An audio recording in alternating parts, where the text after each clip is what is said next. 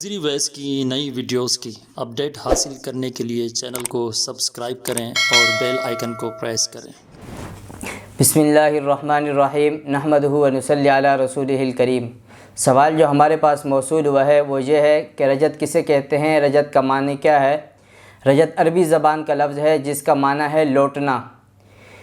یعنی آسان الفاظ میں کسی عمل کا رد عمل یا ایکشن کا ری ایکشن۔ کی رجت کی مختلف قسمیں ہیں۔ رجت مختلف وجوہات کی بنا پر ہوتی ہے۔ ایک وجہ تو یہ بھی بنتی ہے آپ نے کثرت ذکر خود سے شروع کر دیا، یا آپ نے کسی عام بندے کے کہنے پہ کثرت ذکر کرنا شروع کر دیا تو اس کی وجہ سے بھی رجت ہو جاتی ہے۔ وجہ یہ ہوتی ہے کہ جب انسان اللہ تعالیٰ کا ذکر کرنا شروع کرتا ہے تو اللہ تعالیٰ کے قریب ہونے لگتا ہے، تو شیاطین اس کے دشمن بن جاتے ہیں، اس کے اوپر جادو کرنا شروع کر دیتے ہیں، اس کے اوپر اٹیک کرنا شروع کر دیتے ہیں کہ اگر انسان اس حد تک پہنچ جاتا ہے کہ وہ پاگل پن کی حد تک پہنچ جاتا ہے، نفسیاتی بن جاتا ہے۔ تو یہ ہے کہ کثرت ذکر اگر انسان کرنا چاہے، کسی ماہر سے اجازت لے کر، کسی بزرگ سے اجازت لے کے شروع کرے، اسے خود سے شروع نہیں کرے، کیونکہ اللہ تعالیٰ نے قرآن مجید میں بھی یہی ارشاد فرمایا فَاسْأَلُوا أَهْلَ الذِّكْرِ إِن كُنتُمْ لَا تَعْلَمُونَ، کہ اہل ذکر سے سوال کرو اگر تم نہیں جانتے۔ اسی طرح دوسری وجہ رجت کی یہ بنتی ہے کہ بعض مرتبہ انسان کسی بزرگ سے اجازت لے کے ذکر تو شروع کرتا ہے، لیکن بزرگ نے کچھ شرائط بتائی ہوتی ہیں چلہ کشی کی، ایک مخصوص تعداد بتائی ہوتی ہے اس ذکر کی، لیکن یہ کہ وہ انسان اس تعداد کو پوری مکمل نہیں کرتا بلکہ اسی تعداد کو درمیان میں چھوڑ دیتا ہے، یا ان شرائط پہ مکمل عمل نہیں کرتا، ایسے ہی وہ ذکر کر لیتا ہے، تو اس کی وجہ سے بھی بعض اوقات رجت ہو جاتی ہے۔ اور ایک وجہ رجت کی یہ بھی بنتی ہے کہ بعض مرتبہ انسان ایسے ہی کسی کو دم کر دیتا ہے، جیسے کسی بک میں پڑھ لیا یا کسی ایسے عام بندے نے اس کو بتا دیا کہ آپ دم کر دیا کرو،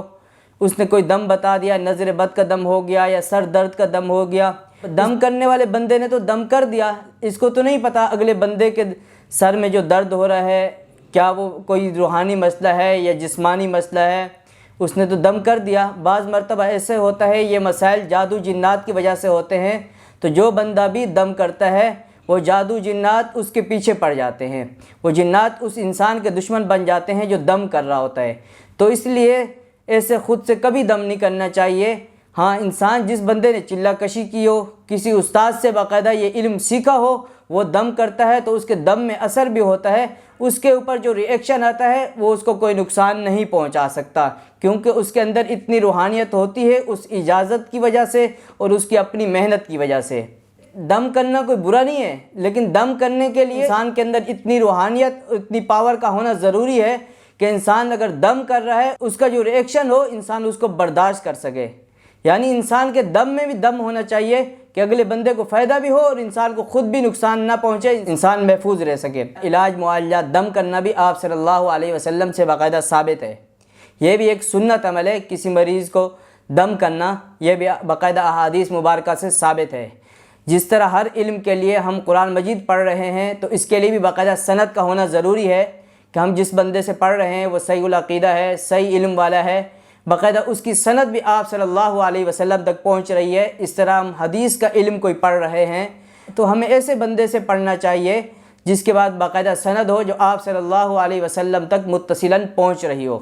اس طرح اگر ہمیں کسی سے دم کی اجازت لیتے ہیں، روحانی علاج کرنے کی اجازت لیتے ہیں،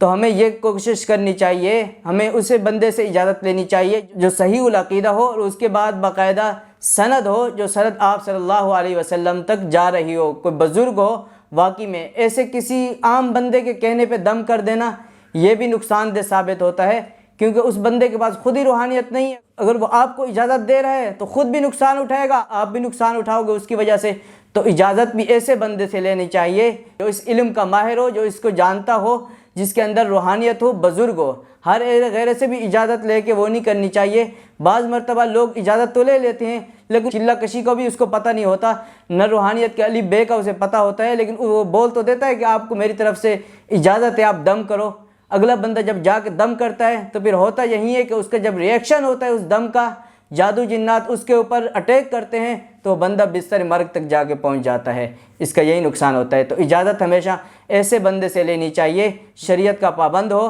اور اس کی سند آپ صلی اللہ علیہ وسلم تک باقاعدہ پہنچ رہی ہو۔ اور ایک قسم رجت کی یہ ہے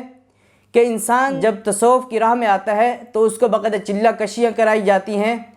تو اس کے اوپر بھی رجت آنا شروع ہو جاتی ہے، لیکن وہ رجت اسے کوئی نقصان نہیں پہنچا سکتی، وہ اس کی تربیت کا باقاعدہ حصہ ہوتی ہے۔ شیاطین سے لڑنا تاکہ انسان کے اندر مضبوطی آئے، یہ اس کا حصہ ہوتا ہے، یہ باقاعدہ اس کی تربیت کے، جیسے فوجی ہوتے ہیں، پولیس والے ہیں، ان کو باقاعدہ ٹریننگ دی جاتی ہے، مختلف مشکل مراحل سے گزار کر اس طریقے سے جو ایک سالک ہوتا ہے، جو ایک صوفی ہوتا ہے، اس کو باقاعدہ ان روحانی مراحل سے گزار کر